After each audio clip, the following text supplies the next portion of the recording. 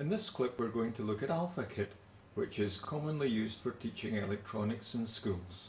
Before we build a circuit, just a word about supplying electrical energy to these boards. You can use a power supply and connect it to these terminals here, as long as it's a power supply like this one. A power supply like this one wouldn't be suitable because it isn't a regulated power supply. You can use an unregulated power supply provided you use a board like this one to regulate it, but what you're most likely to see in schools are battery connector boards. This is a battery connector board. I'm now going to connect it to a battery.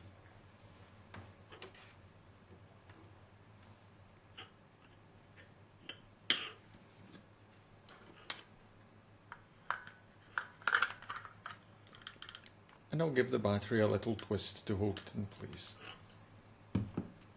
The boards are held together with yellow links like these. Now look carefully. On the yellow link there's a little raised bit here. The little raised bit fits in with a notch on the board. It is possible to put the link on the wrong way round, but your circuit won't work if you do.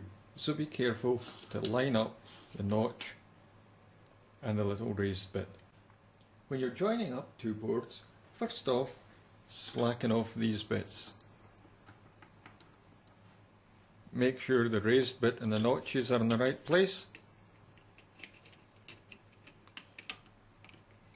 Fit the boards together and tighten. This circuit's a circuit where if it gets dark, a light will switch on. I can make it dark by covering this light sensor here. Now supposing that circuit didn't work, what should I do? Well, the very first thing I would try would be to see whether the battery was connected properly.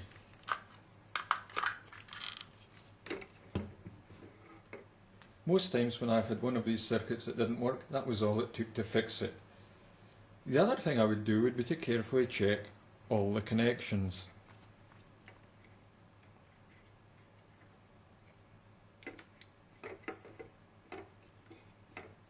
Sometimes the reason it doesn't work is because the pupils have been at the equipment, and the thing to check there is this little chip here. Or if there's another board with a chip in it like this one, check that too. Pupils are notorious for taking these out of curiosity rather than badness, then trying to put them in again and bending a pin on the chip. Some boards have detachable components, and these components are a bit notorious for not fitting very well. They've been used quite a few times in a class. So if you've got a board like that, you could try shuggling the component a little bit to see if that makes it work. The other thing to do, of course, is to try component or board substitution. A voltmeter connected in this position should read just over 6 volts.